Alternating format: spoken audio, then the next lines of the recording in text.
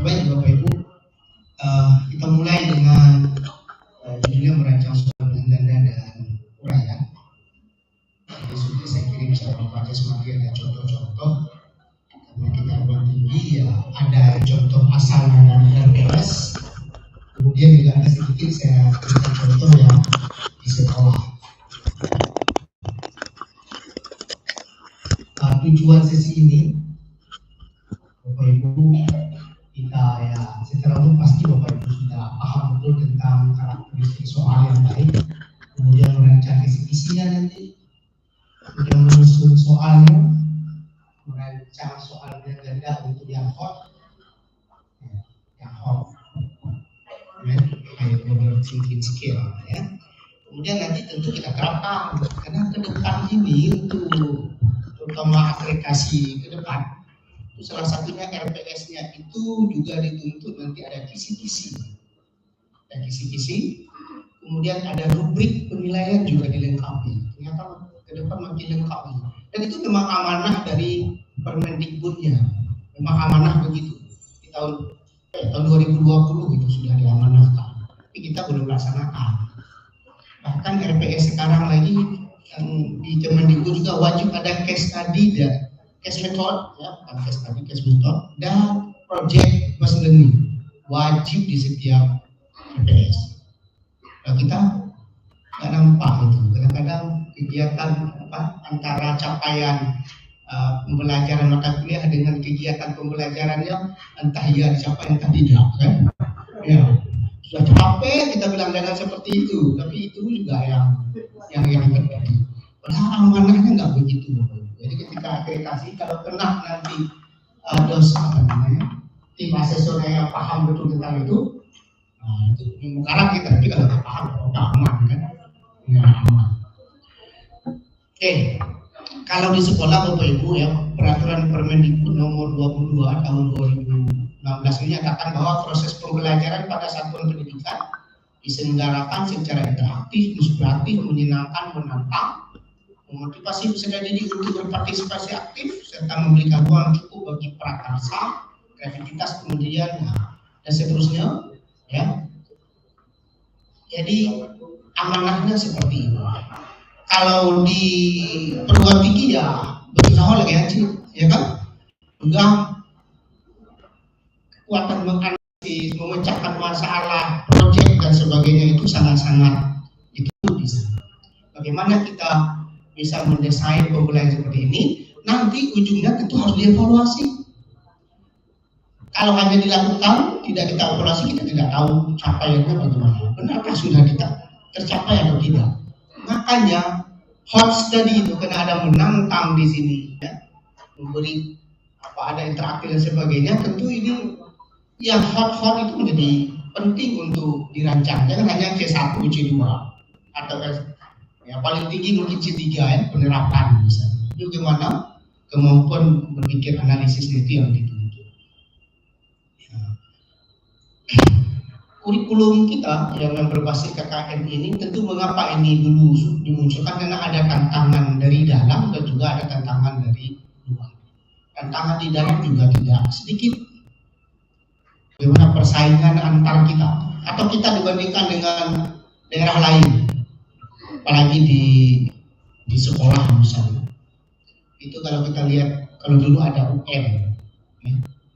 UN kalau diumumkan UN itu Aceh itu kalau tidak 33, 34 mungkin. Dari 34 provinsi. Tiap tahun seperti itu. Ya. Kalau Indonesia bagaimanapun, kalau ada 65 negara, kita itu ranking 65. Atau 65 untuk sains matematika. Selalu begitu. Ketika 79 negara yang barusan itu, ranking berapa kita? Naik sedikit ke ranking 67 atau 6 ya sekitar 67, tapi tetap masih di bawah. Ya. Ini tantangan inilah yang menjadi pemicu untuk supaya kita harus melakukan sesuatu. Di antaranya bagaimana kita menggunakan sistem evaluasi yang baik. Di dinas pendidikan misalnya, di teman-teman di guru dinas pendidikan itu setelah kita coba latih gurunya lewat MGMP dipanggil itu guru inti ke Banda Aceh, kita kurung untuk seperti yang saya ceritakan tadi 4 hari 5 malam atau 3 hari 4 malam, terus sampai jam 12 malam mereka kerja. Dan nanti mereka coba lagi kembangkan di sekolah atau madrasah mereka. Alhamdulillah terjadi pergerakan. Terakhir itu di ranking 27. Dari 3433 ke 27. Itu sudah lumayan. Ya, 2-3 tahun dicoba, ternyata ada pergerakan.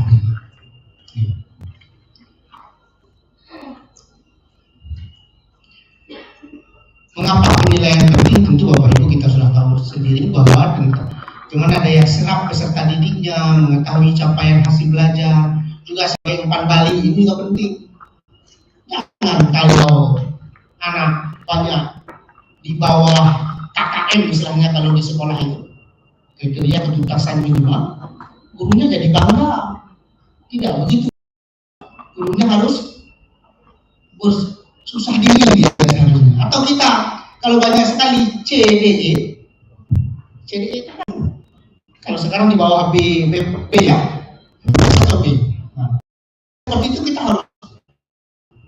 harus kuatin. Jangan disalahkan anak-anak. Dulu saya waktu sekolah teringat sekali itu ada guru PPKN. Ingat sekali saya. Guru PMP. Beliau kalau kan dulu ada semacam SKS juga waktu kami dulu 88 ya tahun 88 itu sistem SKS biar tanggal sekian mengumumkan nilai. Beliau berdiri di situ. Lalu banyak ya tidak lulus yang gagal. Apa katanya? Jangan coba-coba ya. Nah itu contohnya. Apa kalau hebat-hebat sekali? Pokoknya dihajar kita begitu. Ya, bangga dia ketika banyak sekali yang tidak lulus. Bukan bangga yang lulus. Nah, padahal seharusnya itu menjadi umpan balik bagi kita, bagi pendiri. Nah, kita juga begitu. Misalnya kalau banyak sekali CD, jangan salahkan mahasiswa. Salahkan kita. Ada apa dengan pembelajaran kita? Ingat, penilaian kita lakukan harus benar juga. Jangan pula penilaian kita salah-salah. Artinya kalau memang sudah standar, lalu anak tidak bisa mencapai itu, mari kita buat cermin diri ya sebagai umpan balik. Bukan sekedar hanya menilai anak orang, bukan gitu. Ya. Kalau dosen-dosen zaman dulu memang bangga sekali dia kan. Kalau banyak sekali yang lulus, tapi pernah rasakan zaman-zaman dulu. Iya. Pernah ada A satu orang, B tidak ada, C, D, E semua. Apa ya? Nanti begitu ke depan, begitu masuk lagi, kalian awas kalau tidak berbeda. Kemarin cuma lihat hasilnya. Dan memang luar biasa dosennya kan, dosen-dosen produk zaman dulu itu memang begitu. Tapi sekarang jangan lagi ya kita. Oke, kemudian juga sebagai dorongan kepada peserta didik, maka boleh itu diinformasikan. Saya kalau di mahasiswa, misalnya pertama ya apa yang mau diuji dari beritahu lewat kisi-kisinya. Kemudian selalu modelnya open book, nggak pernah gitu. Mau midterm, mau quiz, mau final, selalu open book. Karena yang saya minta itu analisisnya, bukan hafalannya. Kan di luar sana ada pernah dibuka tutup buku untuk menyelesaikan masalah. Nggak ada kan? Enggak. Kan boleh bahasa referensi. Kenapa di luar kelas lalu kita ini itu? Jadi mari kita ajak dia untuk ya berpikir, menganalisis. Tapi hanya satu yang nggak boleh bagi saya itu apa? Dilarang nyontek. Nyontek. Nah itu nggak boleh. Dan itu pernah ada buat begitu. Termasuk ketika daring kemarin kita sudah coba desain itu tidak akan ada yang persis sama jawaban. Kita buat dan entah dipikirnya kita nggak periksa. Ada yang hanya digonta-ganti bentuk hurufnya saja. Dua-duanya saya kasih yang benar Kenapa saya kasih tahu? Datang dia menangis, Pak, bilang saya yang bikin.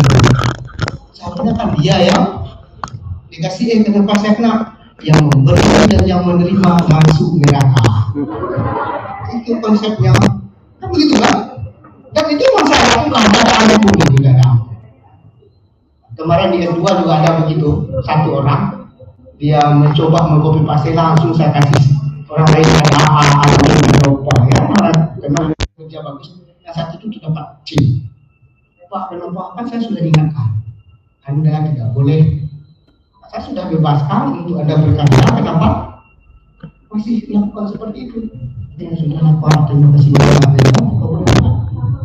Ya enggak, kita memang harus lakukan itu supaya anak bisa berubah, ya. Bisa. Oke.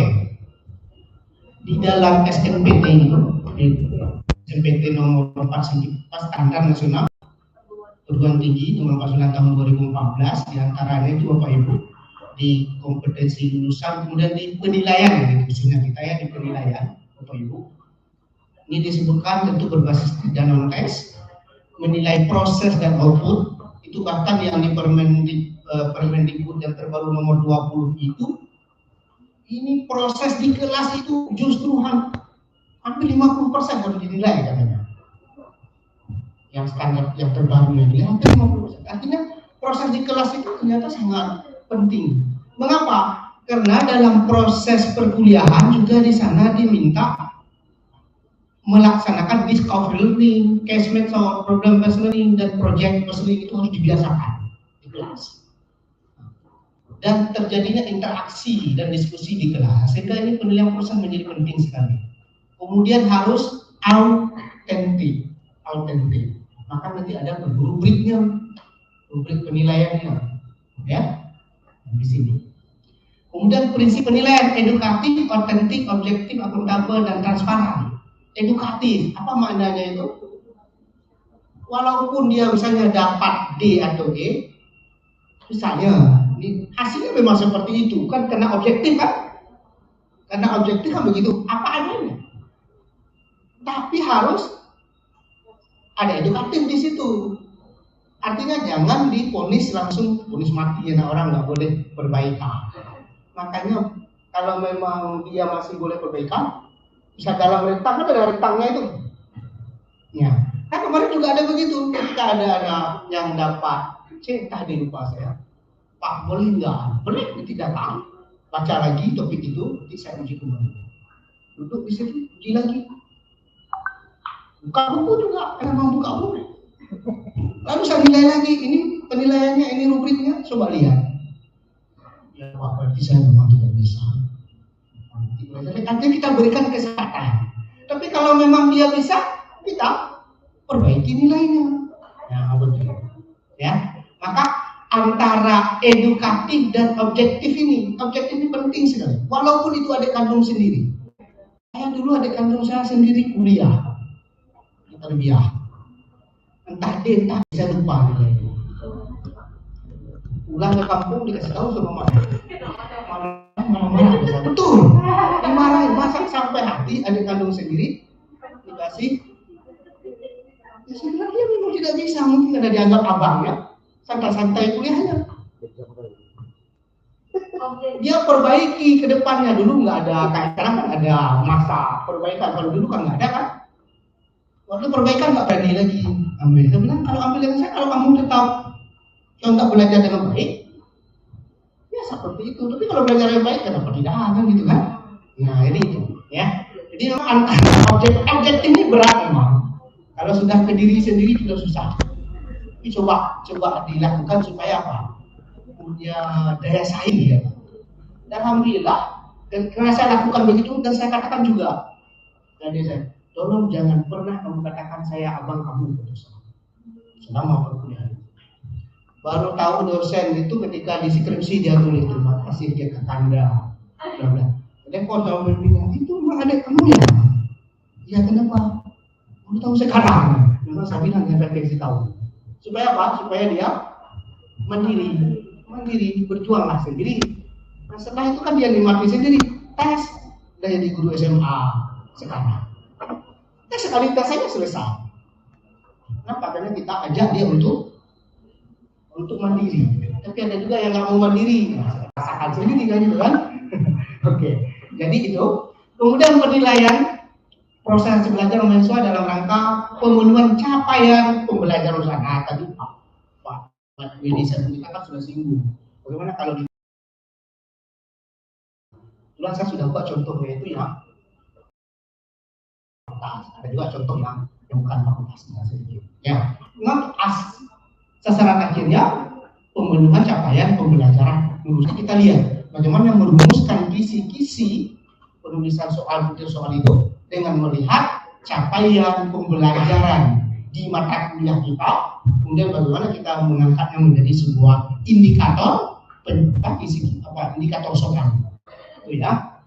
Karena ini memang sebuah tuntutan di SNMPT. Oke, saya tidak berpanjang-panjang karena waktu kita sangat singkat. Menulis soal tentu tidak terlepas, apalagi ranah teori tidak terlepas dari taksonomi, ya kan? Ada taksonomi dulu, kemudian direvisi. Ini apa bedanya Bapak Ibu yang sebelum direvisi dengan direvisi ya? Ada beda? Apa itu? C5 dan C6-nya. Selain itu apa lagi? Bahasanya, maksudnya apa itu? Bahasanya, pengetahuan mengingat. Apa maksudnya itu? Kalau yang ini ya lebih ke aktivitas, ya. Ini kata apa ini? Kata benda ya. Kalau ini kata kerja. Ya, aktivitasnya. Di samping ini yang ada mengkreasi atau mencipta ya. Kalau dulu hanya sampai evaluasi. Ya. Mana yang dikatakan hot? Yang dikatakan hot adalah dari C4, C5 dan C6. Kalau C3 ini masih middle ya, middle. Kalau C1, C2 masih Bapak Ibu ada bawa contoh soal-soal Bapak Ibu kan? Ada kan? Ada ibu-ibu semua, Bapak semua kan? Ada Bapak mana? Ada lagi, ibu semua. Oke, nanti boleh dibuka. Oke, baik. Sekarang kita coba dulu memahami ini, membacanya. Tolong dibagikan. Yang tadi itu terpotong, Pak. Ada semua terpotong. Yang terdekat. Ya.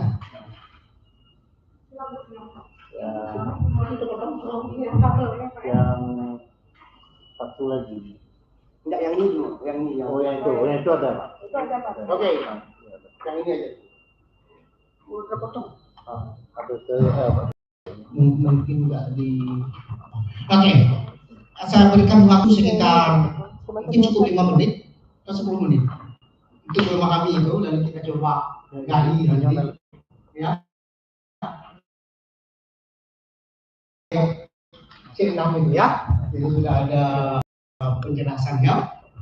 Berikan waktu sekitar ya 10 menit lah maksimal. Ya, 10 menit coba sudah selesai dibaca dan dipahami dengan baik. Lalu nanti kita coba lihat ke aplikasinya. Ya, misalkan 10 menit maksimal. Boleh didiskusikan dengan teman di samping juga.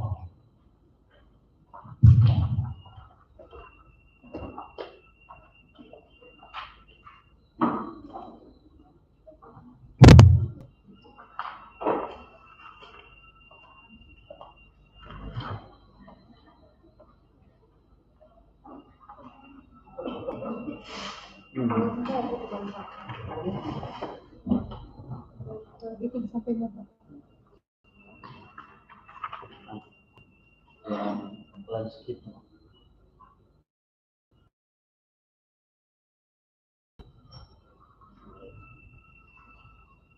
Indikator pembayaran indikator. Kalau Word bisa kita edit ini PDF begini. Ya.